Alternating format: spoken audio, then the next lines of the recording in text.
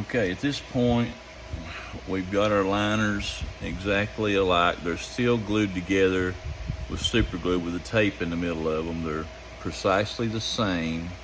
And now we want to do our pin placement on the liners where they're going to go. And in order to do that, the way I do it, I lay my liners down and I come back to the rupel gauge. I take me a marker and I will actually make sure the knife is lined up just right. Still got our 0 after grinding, and got our 5 above and our 5 above there. So what I will do is I'll close the knife and I will make a mark right where the knife sharpening choil and the very end of the knife, the butt end of the blade and the spring. I'll put 3 marks on it where the knife comes together, like so. 3 marks, and then I will take the blade off and the spring off.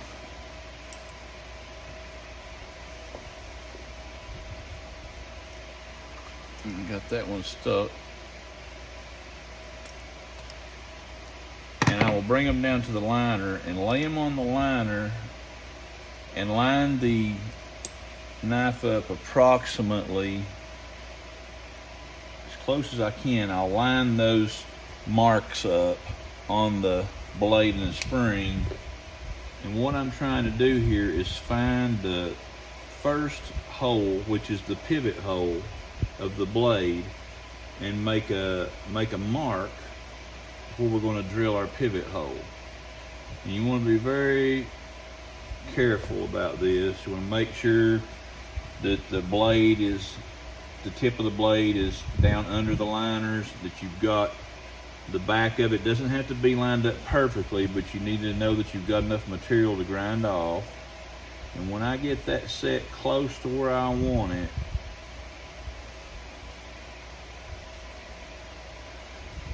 I will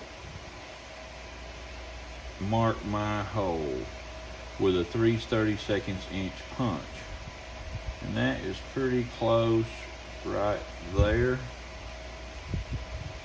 Come down just a little more. This is a tedious part right here. You don't want to mess this up because we worked hard to get to this point. You don't want to have to scrap nothing at this point. Down a little bit lower.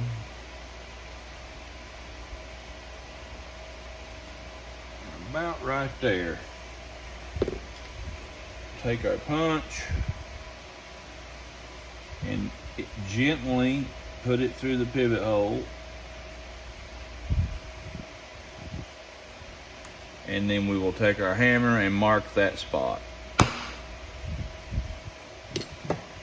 Now we've got a little divot we can see right there. We'll take it over to the drill press and drill that first hole, and we'll come back. Okay, so you might be able to see a little bit better from that angle. Get that light turned off.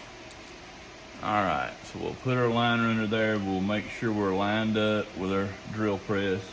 We're right on it. Put us a little oil in there, a little cutting oil, and gently press down. Just a little bit of pressure. Now we've hit the second liner. We don't want to get hot. Keep it cool, or the glue will turn loose. We don't want that to happen, because we want these holes precisely drilled into both liners, and there it's broke through. All right, so from this point we'll move back to the other station, and we will actually take a reamer. And there's always a burr. We'll file the burr off where that hole is on this side. It's got a burr sticking out. So we'll file that right quick, and then we will go over and ream it and make our next hole. When you're filing these burrs off, you don't want to go real hard. Just enough to knock that burr off, and not enough to hurt the liner. Because you can take too much and end up making the liners get out of whack. So this is just a little diamond file, a little needle file. And it actually is dull. I'm gonna have to use a different one. We'll move over to the other table for our second hole. Just take you on a little ride through the shop back to our other workstation. There's our Precision Matthews milling machine. Here's our Precision Matthews lathe.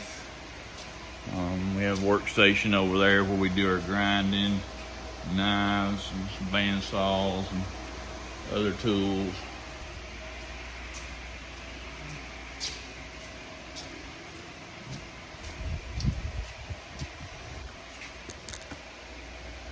All right, so we're back to our other workstation. Where I generally will take a reamer. That's what this is. It's just a reamer to ream this hole out so it's precisely 93.5 thousandths. And that's what will take our tool steel pin material that we're going to use. We'll be cutting our pins from 01 tool steel. So I generally put a little bit of oil on that reamer. And since our hole's already out, I'll just do it by hand. Very gently.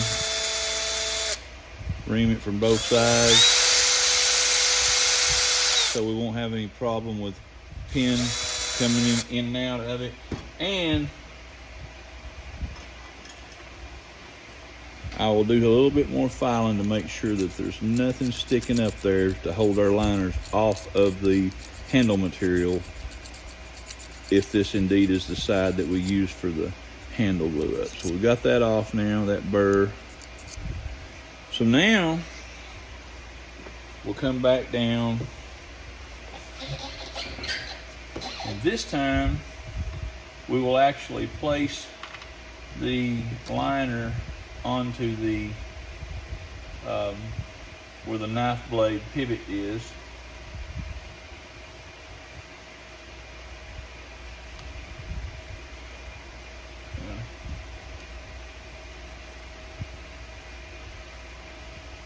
We'll place our knife blade there, back on there, and we will actually put our spring there and get it as close as we can. This is a critical part right here. We want to make sure everything is just lined up just the way we want it with that blade and on our handle material. Make sure this seam where the back of the knife blade meets the tip of the spring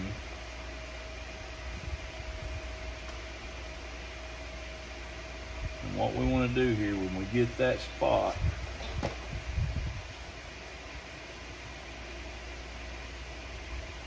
we want to actually make sure it's good and tight, and we will put our 3/32 transfer punch, and we will mark our hole right there.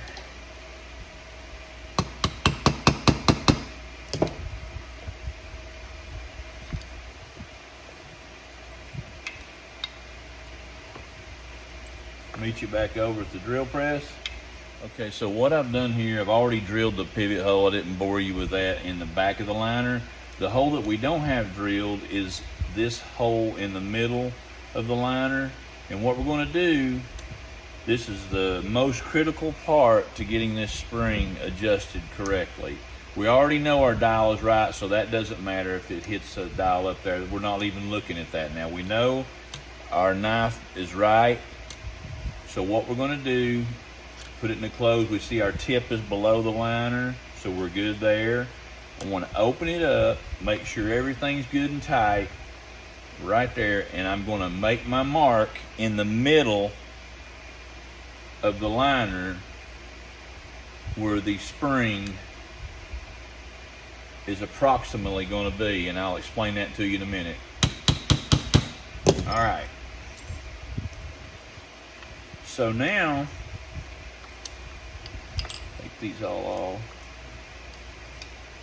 We've got our back liner holes. We've got our print for this. But what we're going to do, if I can show you a little closer, we don't have our pivot hole for the spring right here. This is the hole right here that's actually going to adjust the tension on the slip joint knife.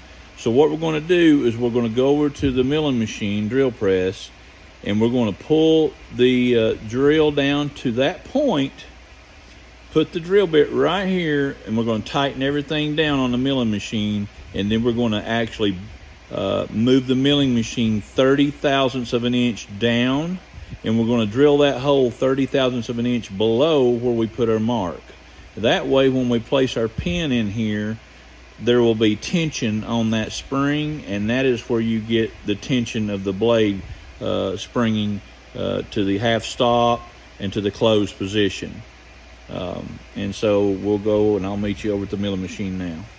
Okay, you can see we've got everything locked down, and I've actually already drilled the hole. I just want to show you how we actually got that hole measurement. You remember we marked the hole at where the knife was open, and we want to move the hole downward about 30 thousandths to give the spring tension. So I have what's called a digital readout, which is this device here, and it gives me numbers of how many thousandths when I'm moving the wheel down here. As you can see, the numbers are moving up here.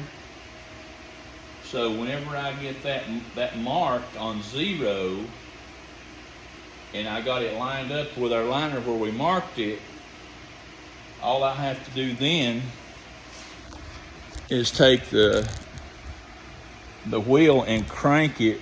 If you'll look at in the y-axis, I will crank that to about 33 thousandths of an inch, and then I drill my hole. And that 33 thousandths of an inch difference in where we marked it will actually get the tension on the slip joint spring. So meet you back over there, and we'll show you how that all lines up. Okay, we're over here at the anvil now, and I have sharpened a little brass pin, and we have drilled our third hole, which is our tension hole.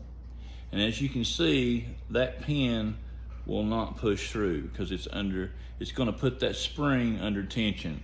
So in order to test that, I usually bring it over to the anvil very carefully. I've already put some oil in that hole, and I get it as close to the edge because we don't want to bend these liners. This is a real critical point right here. And I'm going to just tap that brass pin in to put some tension on that back spring. Here we go.